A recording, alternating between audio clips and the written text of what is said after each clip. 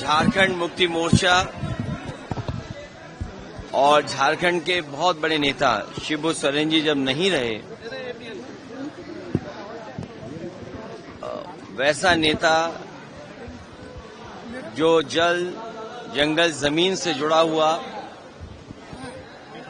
शिबू सोरेन जी ने आदिवासी भाई बहनों की तकलीफ, परेशानी और अन्याय जो उनके साथ हुआ उसके लिए जीवन भर संघर्ष किया।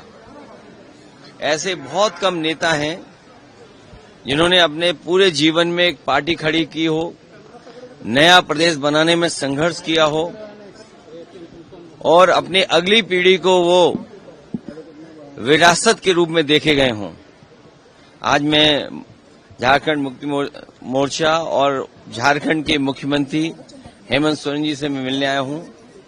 उनके इस दुख में मैं शामिल होने आया हूं। उनके सभी साथी सहयोगी जो दुखी हैं क्योंकि शिबू सोरेन जैसा नेता उन्होंने खोया है।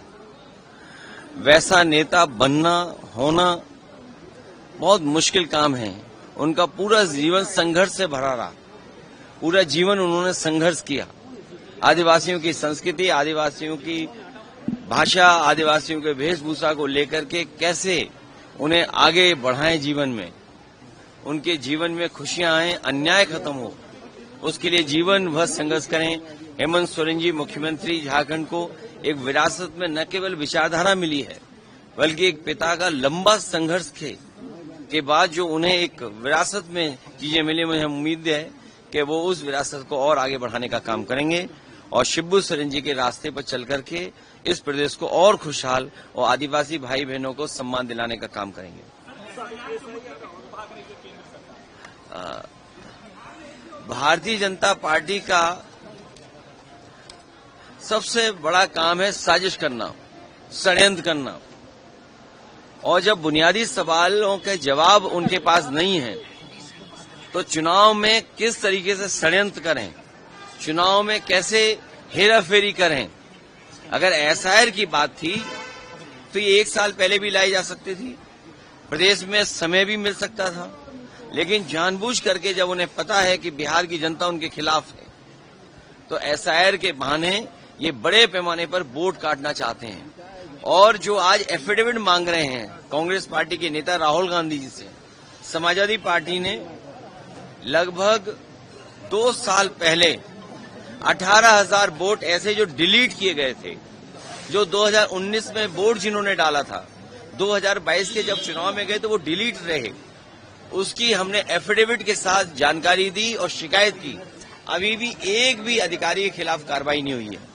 अगर एक भी जिलाधिकारी या वरिष्ठ अधिकारी के खिलाफ कार्रवाई हो जाएगी तो किसी भी नागरिक का वोट नहीं काटा जाएगा।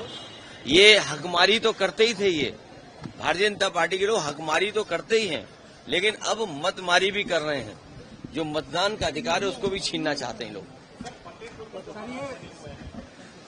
ये फतेहपुर में जो कुछ हुआ है वो दुर्भाग्यपूर्ण है और भारतीय जनता पार्टी पे जब अपनी उपलब्धियां खत्म हो जाती हैं तो उनका वो सोची समझी जो रणनीति है जो अंग्रेजों से ली है उन्होंने, भारतीय जनता पार्टी की पूरी विचारधारा अंग्रेजों से दी गई है। डिवाइड एंड रूल, हिंदू मुसलमान के बीच में नफरत फैलाना, अगर हम हक की बात करें तो हिंदू मुसलमान को आगे कर देना। ये जिस तरह का काम हुआ है फतेहपुर में, सरकार को उन दोषी लोगों के खिलाफ कार्रवाई करनी चाहिए। जितने लोग वीडियो विजुअल्स में दिखाई दे रहे हैं उन सबको जेल भेजना चाहिए और अगर जिलाधिकारी और पुलिस विभाग वहां का नहीं भेज रहा है तो कहीं न कहीं सरकार को ये निर्णय लेना चाहिए कि वो अधिकारी रहने लायक नहीं है, उन्हीं के कारण वो घटना हुई है। अब ये लड़ाई लगातार चलती रहेगी क्योंकि लंबी लड़ाई है, लगातार चलते रहना पड़ेगा। चलिए, बहुत धन्यवाद। धन्यवाद।